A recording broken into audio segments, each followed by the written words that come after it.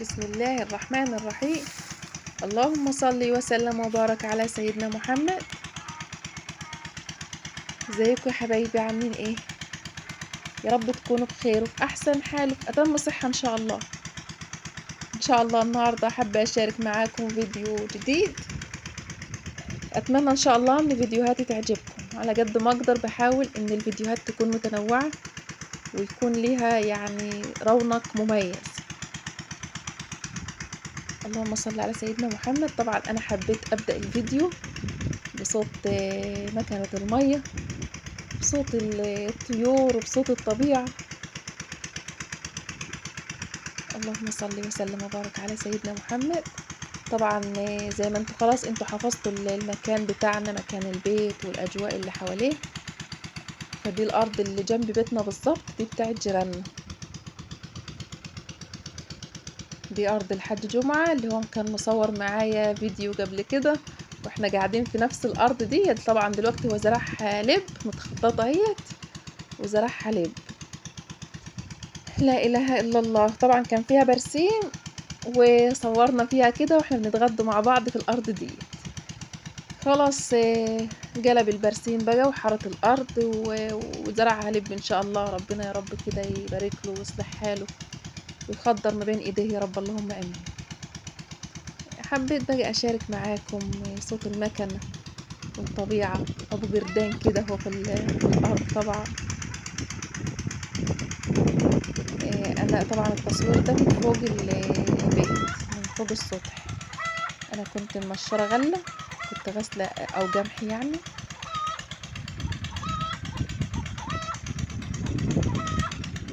كنت غاسله جمح. احنا هنا كفلاحين بنقول عليه غله. طبعا ده يختلف عن الرز الشعير اللي انا كنت في الفيديو اللي فات كنت عاملاه معاكم وغربلاه معاكم. ده حاجه تانية خالص.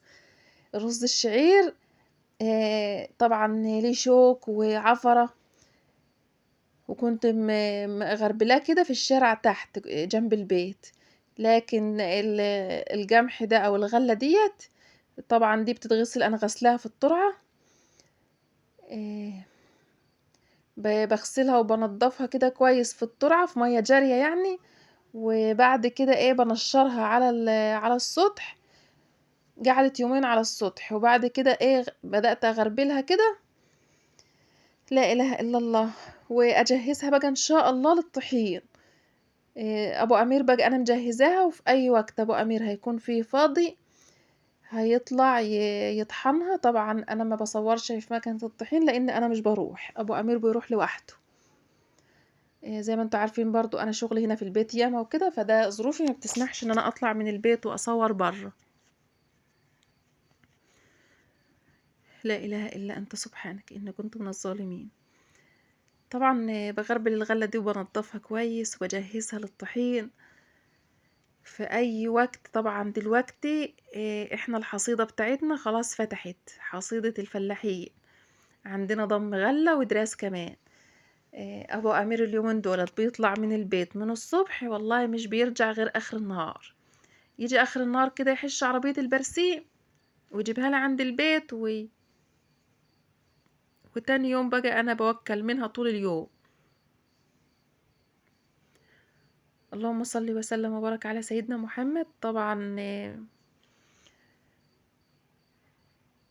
اخواتي وحبايبي اللي بيقولوا لي اللهم صل على سيدنا محمد، انت ضحكت علينا يا ام امير في المطبخ. لا والله العظيم يا حبايب قلبي، ولا عمري اضحك عليكم ابدا ولا اكذب عليكم، والله الكذب ما هو طبعي خالص. آه ال انا اليومين دولت والله العظيم يا جماعة ربنا اللي يعلم، ولكن انا مش بحب كل فيديو اخش اقول في حاجة تعباني او كده. انا عايزة اقول لكم ان انا والله العظيم مالية نفسي اصور خالص. يعني بصوا اليوم حتى لو تعبانة وعندي حاجة مزهجاني او تعباني، برضو شغل اليوم بتاعي لازم نعمله لان ابو امير بره مش بيكون هنا. فمطلوب مني بهايم، رعاية بهايم وطيور وغدا وعشاء وفطار. احنا بنعمله يا حبايبي 3 وجبات في اليوم، يعني اساسي فطار وغدا وعشاء. بطبخ للغدا وبرجع اطبخ للعشاء. الفطار بيكون يعني مثلا أي لقمة من البيت كده، لبن، جبنة، اللهم صل على سيدنا محمد، يعني حلاوة طحينية، عسل، حاجات ديّة، يعني فالفطار بيكون سهل بالنسبة لي، لكن طبعًا الغدا والعشا لابد من الطبيخ.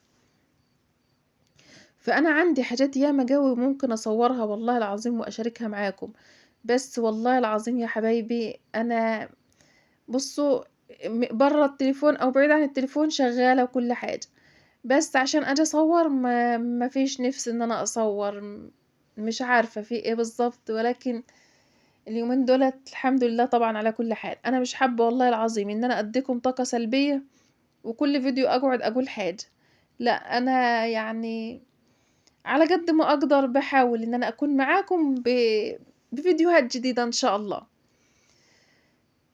عايزة أقول لكم إن الغلة كانت امبارح، يعني كنت باغربل الغلة امبارح، وقبلها بيومين كنت غاسلاها ونشّرتها، يعني قعدت يومين على السطح وغربلتها. النهارده بقى آخر النهار أبو أمير كان يعني زي ما قُلت لكم هو بيطلع يدرس كده من الصبح، والله العظيم ما بيرجع البيت غير قريب المغرب. فأنا من الناس يعني مهما كنت تعبانة أنا ما باحبش أقعد على فكرة يا جماعة، يعني حتى لو تعبانة باحب كده يعني أنا طول عمري يعني آآ حشرية كده في الشغل، يعني مثلًا لمّا بالاقي أبو أمير بيعمل حاجة و وأقدر إن أنا أروح معاه أو أعمل معاه فيها باروح، ما باقولش لأ. والله هو ما قاليش تعالي ولا أي حاجة، يعني هو أمّا قال لي تعالي كان بيقول لي تعالي اقعدي جبل مني كده، يعني اقعدي معايا ونسيني مثلًا شجعيني وأنا باحِش للبهايم وكده. بس أنا هاروح أقعد وهو طول اليوم شغال وبيدرس، وفي الحر عندنا اليومين دول على فكرة حَر وشَرْد بطريقة يعني الله المستعان. فأنا يعني ما بيهونش عليَّ إن هو يكون طول اليوم شغّال، يعني أنا مهما يكون أعرف بعد الضهر أنام لي ساعة والّا حاجة وأريّح فيها، لكن هو طول اليوم شغّال برّه، فيعني على قد ما أقدر باحب أساعد معاه، مش هو بقى اللي بيطلب منّي لأ، أنا اللي باحشُر نَفْسي كده معاه والله العظيم.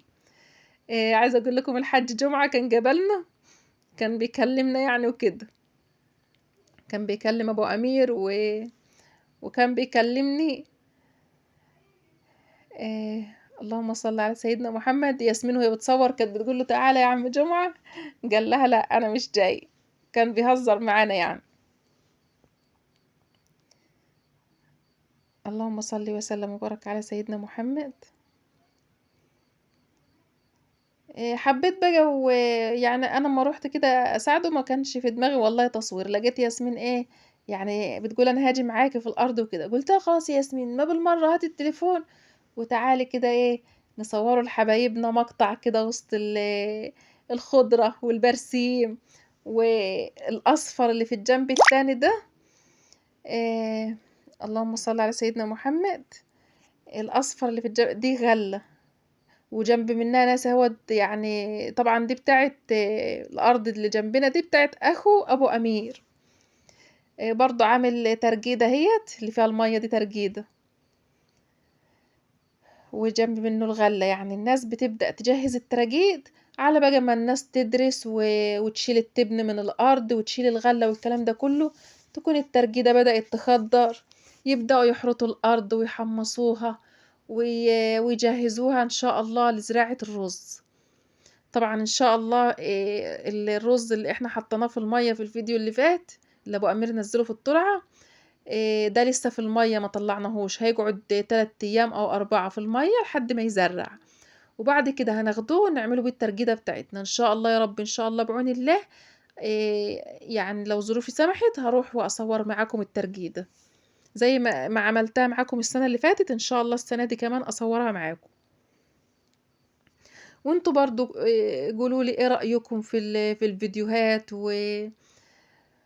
وكمان يا ربي، يعني أي حد عنده تعليق، عنده نقد طبعًا.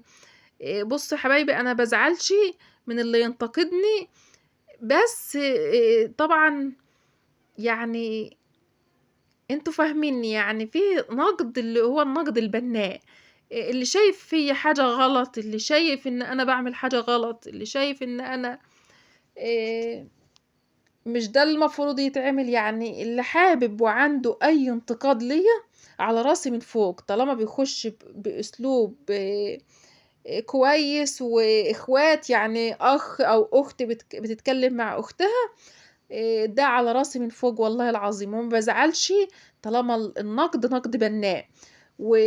احنا كلنا مفيش حد فينا معصوم من الغلط، احنا كلنا يا جماعة اخوات واهل في بعض. يعني انا والله العظيم لما دخلت القناة ديت، يمكن في الاول كنت هايبة الموضوع، لكن دلوقتي انا يعني بحس لما بخش الفيديو لا انا قاعدة مع اخواتي، بتكلم معاهم.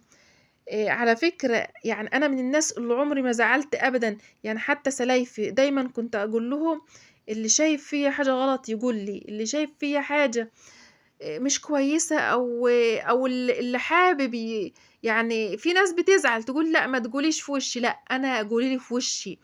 ويعني كانت أمي دايما تقول لي يا بختي من بكاني وبكى عليا، ولا ضحكني وضحك الناس عليا. فأنا دايما إيه بحب يعني طالما ان لو في حاجة فعلا، اصل بصوا يا جماعة الدنيا دي مش هتنفعني، والله العظيم الدنيا ما هي نفعاني ولا نفع غيري، فانا عايزة امشي في الدنيا دهيت بما يرضي الله، وعايزة اطلع منها بما يرضي الله برضو. ابو امير بيسلم عليكم. اللهم صل وسلم وبارك على سيدنا محمد. هو كان على العربية بقى بيرصها كده وانا بناوله. بصوا يا حبايبي، اخواتي وحبايبي اللي بيقولوا لي إيه انت صحتك مساعداك والكلام ده كله، والله العظيم الحمد لله على كل حال. بس انا لو قعدت هتشل بزياده، يعني انا ما بحبش القعده والله العظيم. اليوم اللي ما بيكونش فيه عندي شغل، والله العظيم كسل الدنيا كله بيكون فيا وتعب وجسمي تقيل وحركتي تقيله. لما بيكون عندي شغل، عندي يعني حاجة في البيت بعملها، بطلع برا بشتغل، والله العظيم بحس ان انا كويسة، وبحس ان ربنا مجويني. لا اله الا الله سيدنا محمد رسول الله. بصوا ابو امير كان بيخر مية من كتر الحر والله العظيم. انا عايزة اقول لكم انا من الناس جسمي ما بعرقش، يعني جسمي مش بيعرق. لا ابو امير وشه كده كان بينقط مية، فبيقول لي انا نفسي اعرف انت ازاي ما بتعرجيش كده. هو ممكن يكون على فكرة ده يعني عيب في جسمي او في جلدي مثلا، مش عارفة، انا جسمي صراحة ما بيعرقش، اكون حرانة وميتة من الحر بس مش بعرق كده. وانت من الخير يا سوسة، وانت من الخير يا ميرو. اللهم صل وسلم وبارك على سيدنا محمد. وانت من الخير يا قلبي. عندكم دروس بدري ولا حاجة؟ عند ربنا زينب بس وربنا ايمان. طب ده متأخر بعد الظهر. اللهم صل على سيدنا محمد. اتمنى بقى ان الفيديوهات، يعني والله العظيم انا على قد ما اقدر بحاول ان انا انوع فيها، وان شاء الله اكون عندي حسن ظنكم، وان شاء الله تكون الفيديوهات حلوة. ماشي يا ميرو، هصحيها بدري. اللهم صل على سيدنا محمد. يا رب يعطي كل إنسان ما يتمنى، ويجعل الخير كله بين إيديكم، ويرضيكم ويرضى عليكم يا رب بحق لا إله إلا الله.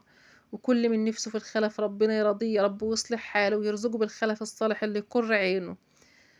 وأشوفكم على خير إن شاء الله بفيديوهات جديدة وشيقة وممتعة ومفيدة في نفس الوقت. وبرضو زي ما اتفقنا، اللي عنده أي نقد حابب يقول لي أي نصيحة، على راسي من فوق. أشوفكم على خير إن شاء الله في فيديوهات جديدة، والسلام عليكم ورحمة الله وبركاته. اوعوا تنسوا اللايك.